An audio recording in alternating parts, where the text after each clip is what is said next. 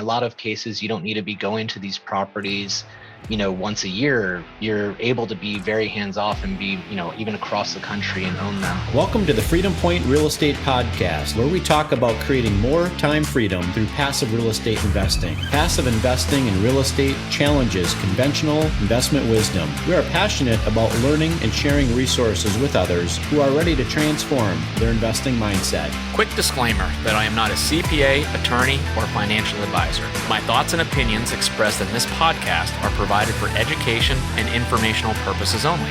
My views are from being a successful business owner, entrepreneur, and real estate professional for over 20 years. I'm glad you're here. Now let's dig in. Today our guest is Milo Spector, who is a Senior Vice President of Northmarq Real Estate Company, in which he specializes in net-leased investment sales. Milo resides in Walnut Creek, California. Today, we are going to learn about commercial real estate, rate caps, what are they, how they are determined, and what that means for you when purchasing commercial real estate. Hello, listeners, and welcome to the show, Freedom Point Real Estate Podcast. Thank you for joining us today. My name is Drew McWilliams, and I will be your host. Milo, welcome to the show. Hey, Drew, thanks for having me. I appreciate it.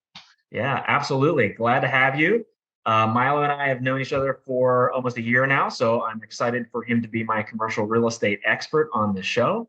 I would love to open up just learning a little bit more about you, Milo, and what you're working on today.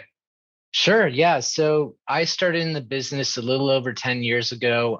I've been focused on net leased investment sales nationwide. I started off as a retail generalist. The first property that I worked on was a 7-Eleven actually, and kind of just went from there. I have a couple of partners I work with as well in the space. I'm a senior vice president over at Northmarq. Northmarq our portion was formerly Stan Johnson Company, which got acquired by Northmarq. And Stan Johnson Company was 100% net lease. So, that's kind of where I've put a bunch of my time. I didn't jump around from one product type to another, really. I do heavily work on early education type assets, as you know, but I also work on anything net leased across the country. So that's kind of my background. So let's talk a little bit.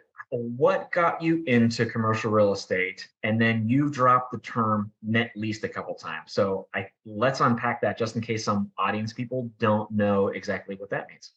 Sure. So I was going to college. I was working as a server at night and try and pay for college and all those kinds of things. And I was interested in doing some sort of a job where I could go and talk to people all day because I enjoyed talking to people and kind of excelled at that, being in that other, in a service oriented business. Ended up getting an internship with a global commercial real estate company that just happened to be, the team that I was working with was a net leased investment sales team. And I had the same reaction. I was like, I don't know what that means. So I had to look online and, start reading some books on it and jumped on there and just kind of started figuring it out. So net leased investments, to make it simple, they're kind of the same thing as if you owned a house, but instead of leasing it to just a family or, some individual, you have a much longer lease. You have a 10 to 20 year lease with usually a national brand or, more of a company as your tenant. So, it's a lot more hands off. It's a lot more of a passive investment. A lot of people compare them to, buying a treasury bond or something like that due to the passive nature. So kind of an interesting tool. A lot of people are buying these after selling apartment complexes or management intensive assets and use these as a vehicle to kind of go into retirement, collect, they call it kind of coupon clippers, mailbox money, that kind of stuff, because theoretically these should be hands off and you're just kind of collecting your cash and can enjoy your time. Passive real estate income. I think a lot of people that are listening can really resonate with that for sure. So with our background, and I know we've been working together for a while, That was something new to me, the commercial real estate. And I'm in commercial real estate and residential. But for a lot of people that may not know, in residential properties that most people have, or even in apartments in a multifamily, they're signing 1-year leases. That is what is customary across the country. Every once in a while, you might get a longer term than that, but that is, 95% of residential leases and multifamily leases that are out there. The commercial world is completely different, where most commercial leases are your 5, your 10, your 15 years. So when you're saying, passive income, somebody is buying a building that has a tenant in place and a lease with more than likely the majority of the term of that tenant's lease still intact. So if it's a 15-year lease, maybe there's 10, 11 years left on it. So they have 11 years of income that they're about to receive. In addition, they're also buying the asset and buying the building, correct?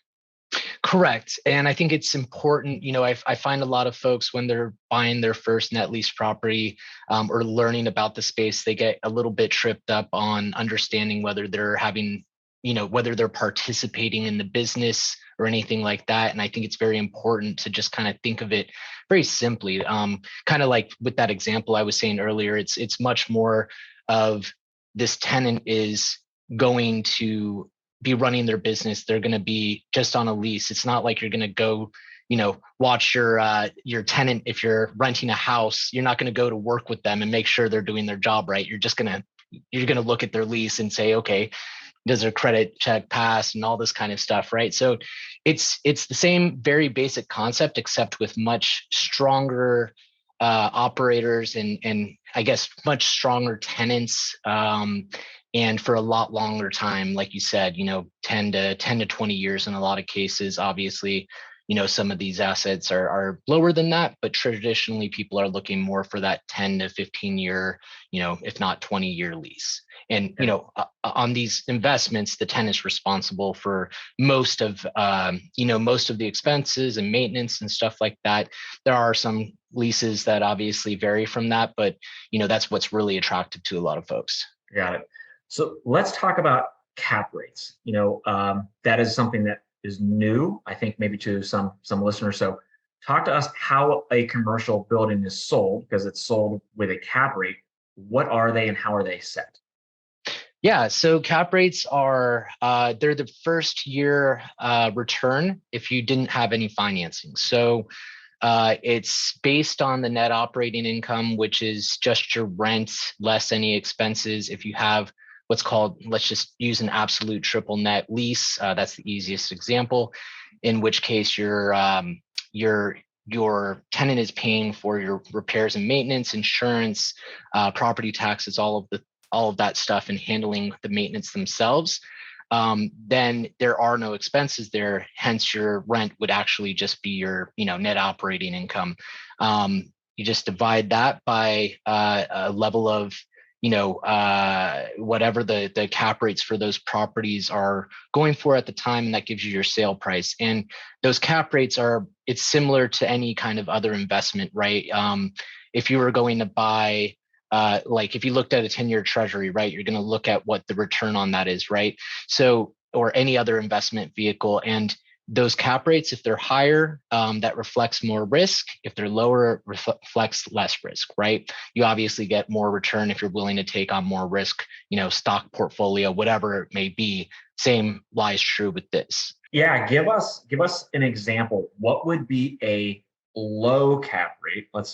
And then what would be a high cap rate of, a nationally traded business that people might be familiar with? Yeah, so like, for example, Chick-fil-A is a good example of some of the lowest cap rates that we see out there. The credit is very strong. Their corporate leases, they're very, very successful. And in a lot of cases, they're in good locations. So what really determines it is really the location, the lease term, as you mentioned, and the tenant themselves. So, if you go into, I'll just use fast food because it's an easy example. Everyone's had a burger or whatnot, right?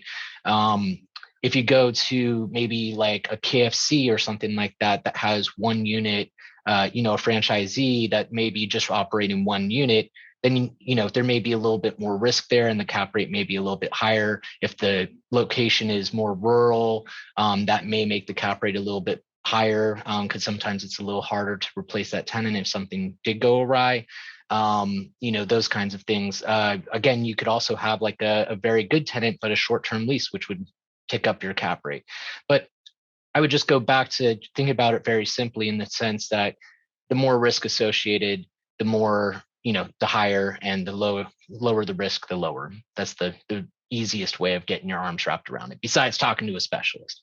Yeah. So just to understand, a stronger brand, a stronger tenant financials, and stronger bottom line of what that operator is producing will give that property a better cap rate, a lower cap rate. Lease term as well. Lease term, location, and credit. Okay. Yeah, I would say lease term, location, and credit are the biggest factors. So what makes cap rates fluctuate? Is it economy fluctuates them, interest rates? How does that differ? Definitely interest rates. If you're looking at a 20-year lease and you're set at a certain cap rate, then it's something that you're considering. Although a lot of these, a lot of the loans that people are getting on these kinds of properties are shorter than what you'd be getting on a house, right? You're looking at more like 3, 5, 7-year, sometimes 10-year fixed loans that come due and you're either selling or refinancing or whatnot, right? So there's a little bit more flexibility on that side of things. But it's I would say interest rates definitely affect it. The 10-year treasury, that's kind of the milestone that we look at. However, last year things were a much different market, and we got a lot closer to that than we really had ever been. But those two factors, obviously an industry and the way that the industry is doing in the economy, there's a lot of different things, but I'd say interest rates and 10-year treasury, along with there's exchange, 1031 exchange out there, which I'm sure some of your listeners may know about or may not, but that's a big driving force. Creates a lot more demand. And just briefly, that's when you transfer. If you sell an apartment complex you have or whatever, an income producing property, and you trade into something like this where you can defer your capital gains. So that, that's a very big motivation. A lot of people don't want to pay Uncle Sam. So they, that's a huge thing in this industry and definitely affects the cap rates.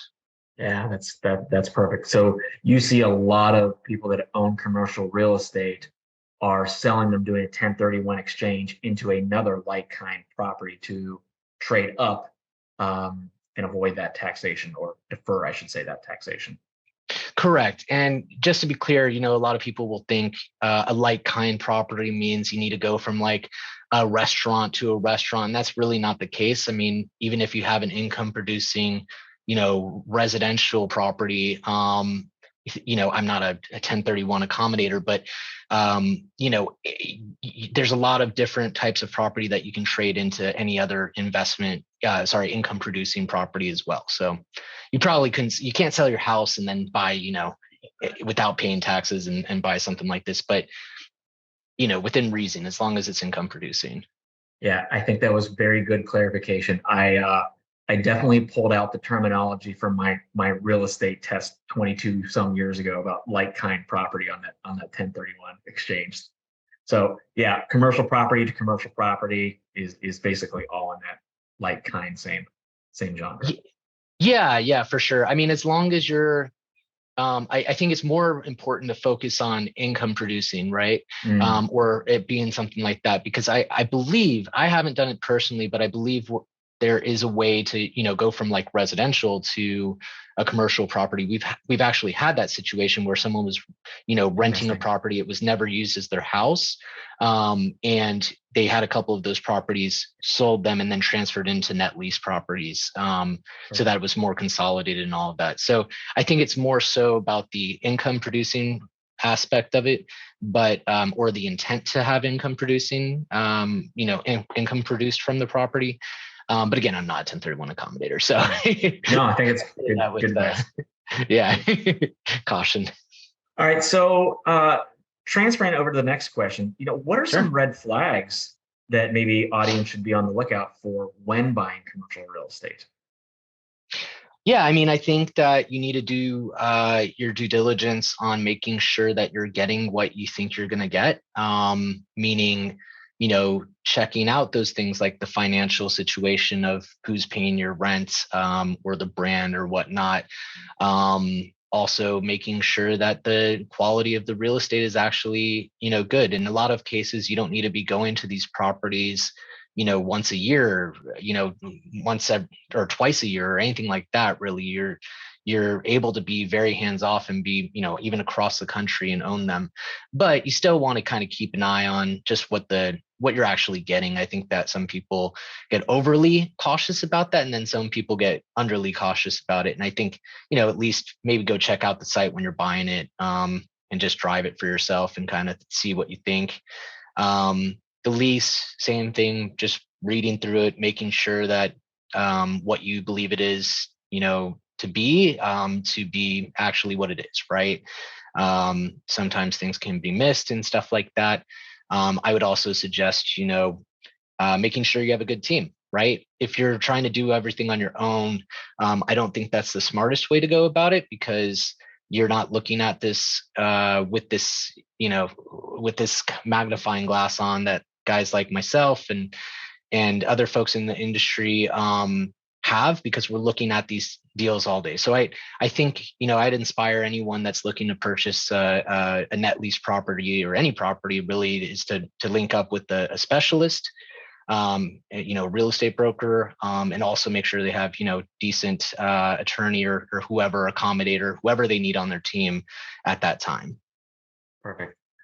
All right, last question for you, which is always one that I love to end on, Milo. Can you give me your highs, lows, and what you have learned over your real estate journey and career thus far?